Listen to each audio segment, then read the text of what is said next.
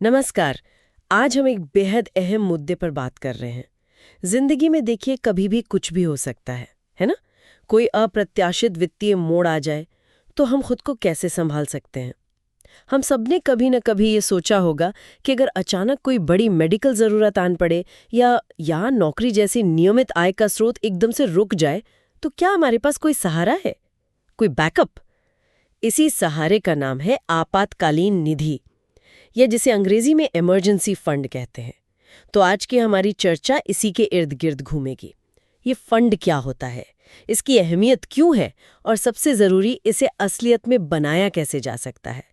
हमारे पास जो जानकारी है वो इसी वित्तीय सुरक्षा कवच को तैयार करने की एक व्यावहारिक रूपरेखा देती है।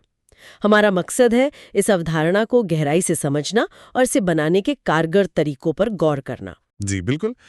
और मैं ये कहना चाहूँगा कि ये सिर्फ पैसे बचाने की कवायद नहीं है। ये असल में वित्तीय स्थिरता और उससे जो एक मानसिक शांति मिलती है, उसकी बुनियाद रखना है। मुश्किल दौर में ये हमें कर्ज के उस चक्रव्यूह से बचाने में मदद करता है, जिसमें फंसकर अक्सर लोग अपनी आर्थिक सेहत को और बिगाड़ लेते हैं।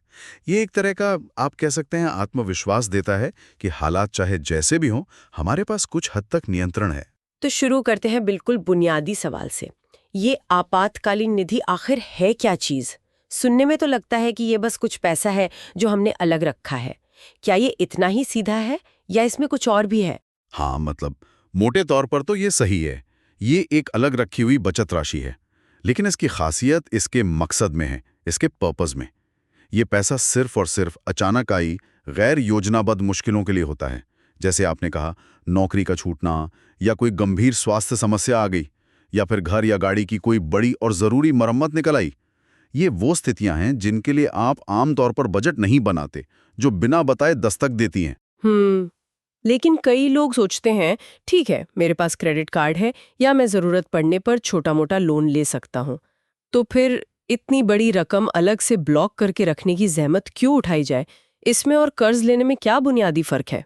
देखिए, ये एक बहुत अहम सवाल है और फर्क बहुत बड़ा है। इसे समझना ज़रूरी है। क्रेडिट कार्ड या पर्सनल लोन, ये अक्सर बहुत ऊंची ब्याज दरों के साथ आते हैं। बहुत हाई इंटरेस्ट रेट होता है। अब सोचिए, जब आप पर पहले से ही वित्तीय दबाव है, उस पर कर्ज का और ब्याज का बोझ, ये आपकी मुश्किलों को कई गुना बढ़ा सकता है। ये आपको एक ऐसे जाल में फंसा सकता है जिससे निकलना फिर बहुत मुश्किल हो जाता है। जबकि आपातकालीन निधि, ये आपका अपना पैसा है। इस पर कोई ब्याज नहीं देना, कोई देनदारी नहीं। ये आपको कर्ज के बोझ और उसके तनाव से बचाता है। ये एक वित्तीय सेफ्टी नेट है, जबकि कर्ज एक संभावित जाल बन सकता है। अच्छा, तो मतलब ये हुआ कि इसका पहला और सबसे सीधा फायदा है वित्तीय सुरक्षा। आप आत्मनिर्भर रहते हैं, किसी पर निर्भर नहीं होना पड़ता या कर्जदाताओं के चक्कर नहीं काटने पड़ते। बिल्कुल, बिल्कुल सही। और इसका दूसरा और शायद उतना ही महत्वपूर्ण फायदा है मानसिक शांति। ये जानना कि अगर कल कुछ अनपेक्षित होता है, कुछ अनएक्सपेक्टेड हो जाता है, तो आपके पास उससे निपटने के लिए एक वित्तीय साधन मौजूद है। ये चीज़ रोज़मर्रा की चिंता को काफ़ी हद तक कम कर देती है। ये आपको बेहतर नींद सोने में मदद कर सकता है, सच में। हाँ, ये तो है। चिंता तो कम होती होगी। और क्या इसका असर हमारे फैसलों पर भी पड़ता? मतलब, क्या इस सुरक्षा के एहसास से कुछ और बदलता है हमारी सोच में? निश्चित रूप से। बिल्कुल पड़ता है। ये बेहतर निर्णय लेने में मदद करता है। देखिए, जब वित्तीय संकट सिर पर होता है, तो अक्सर लोग घबराहट में या जल्दबाजी में गलत आर्थिक फैसले कर बैठते हैं। हो सकता है वो अपनी कोई कीमती चीज, कोई संपत्ति औने पौने दाम पर बेच दें, या किसी बहुत जोखिम भरे निवेश में सिर्फ इसलिए कूद पड़ें क्योंकि उन्हें जल्दी पैसे बनाने का दबाव महसूस हो रहा है। आपातकालीन निधि होने से ये जो तात्कालिक दबाव होता है ना, वो कम होता है। आप ज्यादा शांत दिमाग से सोच समझकर विकल्पों का मूल्यांकन कर सकते हैं और सही रास्ता चुन सकते हैं। ये आपको हड़बड़ी में लिए गए फैसलों के पछतावे से बचाता है। ये पहलू वाकई सोचने लायक है कि पैनिक में गलत फैसले नहीं होते। अच्छा, अब आते हैं उस सवाल पर जो शायद सबके मन में सबसे पहले आता है। ये फंड आखिर कितना बड़ा होना चाहिए? इसमें कितना पैसा हो? क्या इसका कोई एक निश्चित आंकड़ा है? देखिए, कोई एक जादुई संख्या तो नहीं है कि बस इतना ही होना चाहिए। लेकिन हाँ, वित्तीय सलाहकार आमतौर पर एक दिशा निर्देश देते हैं, एक जनरल गाइडलाइन है। आम सहमति यह है कि आपके 3 से 6 महीने के जरूरी जीवन यापन के खर्चों के बराबर रकम इस फंड में होनी चाहिए। और यहाँ जरूरी खर्च पर ध्यान देना अहम है। इसमें वो सब शामिल है जिसके बिना आपका काम नहीं चल सकता, जैसे घर का किराया या लोन की ईएमआई, खाना पीना, यूटिलिटी बिल्स, बिजली पानी वगैरह, आने जाने का खर्चा, बीमा का प्रीमियम, बच्चों की स्कूल फीस, दवाइयाँ, इस तरह की चीजें। इसमें शौक या मनोरंजन के खर्चे शामिल नहीं होते। अच्छा, यानी अगर किसी का महीने का जरूरी खर्च मान लीजिए अंदाजन 40,000 रुपए है, तो उसे 1,20,000 रुपए से 2,40,000 रुपए के बीच की रकम का लक्ष्य रखना चाहिए। ये हिसाब हुआ? हाँ, मोटे तौर पर ये हिसाब है, बिल्कुल। लेकिन जैसा मैंने कहा, ये सिर्फ एक शुरुआती बिंदु है। ये 3 से 6 महीने का दायरा कई बातों पर निर्भर करता है।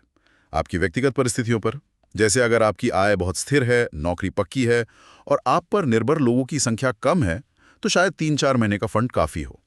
लेकिन अगर आपकी आय अनियमित है, जैसे आप फ्रीलांसर हैं या आपका अपना व्यवसाय है या फिर आप घर में अकेले कमाने वाले हैं और परिवार बड़ा है, तो 6 महीने या शायद उससे भी ज़्यादा, कुछ एक्सपर्ट्स तो 9 महीने तक का फंड रखने की भी सलाह देते हैं। ये ज़्यादा सुरक्षित माना जाता है। तो ये व्यक्तिगत जोखिम प्रोफाइल और आपकी आय कितनी स्थिर है, इस पर बहुत निर्भर करता है। ठीक है, तो लक्ष्य तो समझ आ गया, कितना पैसा जोड़ना है इसका अंदाजा लग गया। लेकिन अब असली चुनौती आती है, इसे बनाना कैसे है? ये सुनने में तो आसान लगता है, पर खासकर तब जब महीने के आखिर में बचत करना ही मुश्किल लगता हो। क्या कुछ व्यावहारिक कदम है जिनसे शुरुआत की जा सकती है? एकदम प्रैक्टिकल स्टेप्स। हाँ, देखिए, शुरुआत करने के लिए कुछ आजमाए हुए तरीके हैं और घबराना नहीं है। पहला है, छोटी लेकिन नियमित शुरुआत करें। ये सोचना कि मुझे एक साथ 1.5-2 लाख रुपए जमा करने हैं, ये थोड़ा डराने वाला हो सकता है। इसके बजाय हर महीने अपनी आय का एक छोटा सा हिस्सा, मान लीजिए 5% या 10% या जो भी संभव हो, अलग रखने का नियम बनाएं।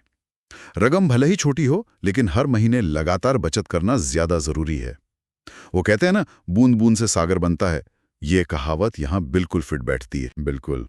और इसमें मैं जोड़ना चाहूंगा कि इस प्रक्रिया को आसान बनाने का एक बेहद कारगर तरीका है बचत को स्वचालित करना, ऑटोमेट कर देना। आप अपने बैंक में एक स्थायी निर्देश दे सकते हैं, जिसे स्टैंडिंग इंस्ट्रक्शन कहते हैं, या आजकल म्यूचुअल फंड में एसआईपी की तरह लिक्विड फंड में भी एसआईपी कर सकते हैं। तो जैसे ही आपकी आय, आपकी सैलरी खाते में आए, एक तय रकम अपने आप कटकर एक अलग बचत खाते या लिक्विड फंड में चली जाए। इससे पहले बचाओ फिर खर्च करो का सिद्धांत अपने आप लागू हो जाता है और इच्छा शक्ति पर निर्भरता कम हो जाती है। यह बचत को प्राथमिकता देने का एक स्मार्ट तरीका है। ये वाकई बहुत काम का सुझाव है, ऑटोमेशन। ठीक है, और क्या किया जा सकता है? शायद अपने खर्चों पर नजर डालना। वो कहाँ जा रहे हैं? बिल्कुल। और तीसरा कदम वही है, अनावश्यक खर्चों की पहचान और कटौती। हम सब जानते हैं कि हमारे कुछ खर्चे ऐसे होते हैं जो जरूरत से ज्यादा इच्छा पर आधारित होते हैं, वांट्स, नीड्स नहीं। शायद बाहर खाने की फ्रीक्वेंसी थोड़ी कम करना, या उन सब्सक्रिप्शंस को बंद करना जिनका हम वास्तव में उपयोग नहीं करते, या फिर वो इम्पल्स शॉपिंग, बिना सोचे समझे कुछ खरीद लेना। अपने पिछले 1-2 महीने के खर्चों का विश्लेषण करें, देखें कि पैसा कहाँ जा रहा है और पहचानें कि कहाँ थोड़ी कटौती संभव है। वो छोटी छोटी बचत मिलकर भी महीने के अंत में एक ठीक-ठाक रकम बन सकती है, जिसे आप अपने आपातकालीन फंड में डाल सकते हैं। और एक ज़रूरी बात शायद ये भी है कि इस पैसे को अपने रोज़मर्रा के खर्चों से दूर रखा जाए, मिक्स ना हो जाए। हाँ, ये चौथा और बेहद महत्वपूर्ण कदम है। इस फंड के लिए एक बिल्कुल अलग खाता रखें। इसे अपने सामान्य बचत या चालू खाते में न रखें, जहां से आप रोजाना खर्च करते हैं। सैलरी अकाउंट में तो बिल्कुल नहीं। ऐसा करने से 2 फायदे हैं।